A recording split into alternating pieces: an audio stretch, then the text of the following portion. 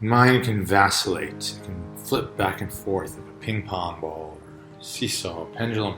And if you have this trial that you're going through, it's all nonsense, but it's all trying to make sense of reality, right? The destruction of the self-worth, the questioning, the doubt, that's part of this belief that you know who you are and you don't like who you are. That's the upper right quadrant in this chart, not related to Ken Wilber's chart.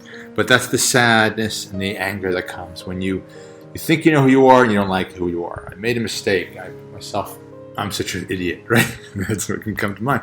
And then to counteract that, the next day it's like, oh, I created this great thing and it wouldn't have happened unless I had done this. And then you like who you are and you think you know who you are. They're both a fantasy because you don't know who you are. Who you are is a complete construct. Who you are is pure awareness. Who you are is the one observing the story about who you are. If you don't think you know who you are, but you don't feel like you need to know, you can't even know, then you're glad, right? You can call it awakening, or you can just feel like it's I'm just in the present moment. I don't know who I am. I don't care what people think because I don't even know if they're right or not. I don't need to say they're wrong. I don't think anyone can know who they are or who I am. Who I am is without qualities. But if you think you gotta know, you're not sure who you are, but you gotta know, and it's often about the future, who am I gonna be? Then you're gonna be sad and mad. So, is there any magical formula? I don't know. Maybe I'll figure it out and share it.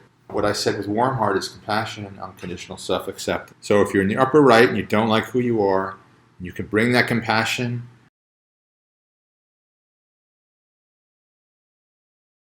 Unconditional self-acceptance, maybe you're less likely to go into the delusion of grandiosity where you like who you are. If you see you're in the delusion of grandiosity, of liking who you are, have a sense of humor, ideally. Find compassion and unconditional self-acceptance for that, because it's compensating for what happened the prior day. And the stereotype is midlife crisis, you buy a Ferrari. But we see it happening all the time in minor, less observable ways where we're like, oh, it's really great that this bad thing happened to me because now I've got this. Rags to riches. As long as you think you know who you are, whether it's good or bad, you're lying. And so that leaves us with, compassion and unconditional self-acceptance, just a thought, which is cool heart, whenever we are in the top row thinking we know who we are. If we can say, who am I, as Ramana Maharshi said, or just let go of that belief that we know who we are, be really present,